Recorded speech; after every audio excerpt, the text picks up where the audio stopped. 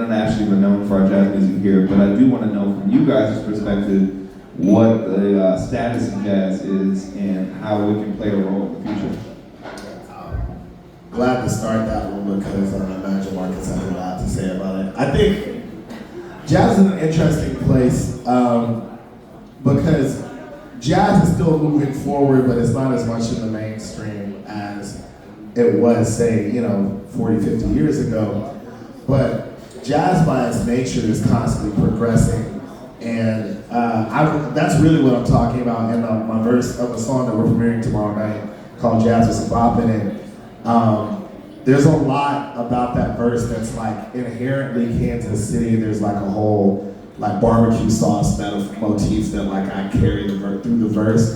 But in the middle of the verse, I'm talking about how people keep trying to gentrify jazz and how dangerous that is for everything they're trying to do, because you can't fully gentrify something that by its nature is constantly progressing, because it's just gonna move into something else, which is what happened in the progression of jazz. As every time people with ill intentions tried to co-opt what jazz was doing, the jazz OGs would just evolve it into something else.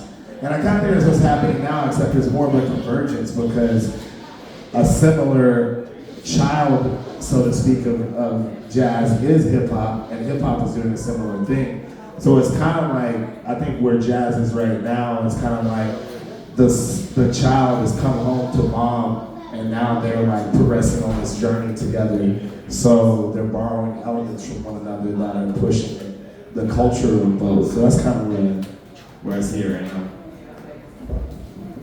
Yeah, I agree with all of that. It's just like, it's really important to understand that like all this music, like whatever we call it, is like Black American music. And like, I think that the point of that music is that culturally it has to remain like relevant in society. And so I feel like it's our job as musicians and like people my age to just make sure that younger people get to experience like this culture that has basically like changed my life forever and provided me so much opportunity and wealth in a way, not financially, but just like, in the heart. So like, I think that this music connects us to the future, and it connects us to all of our ancestors that came before us.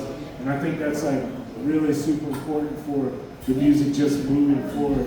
And I think that we have to, it's our duty to do that. You know what I mean? Yeah, for sure. That's all I'm saying about that. No, I agree, man. I totally agree. I feel like hip hop is such an extension of jazz music, and like when you talk about, to your point about like how jazz is kind of like, all right, before jazz was called jazz, it wasn't called anything. It was just music, and it was just kind of part of the culture. So when they called it jazz, I think several responses, and maybe decades later, is things like hip hop, is things like other genres that stem from jazz music.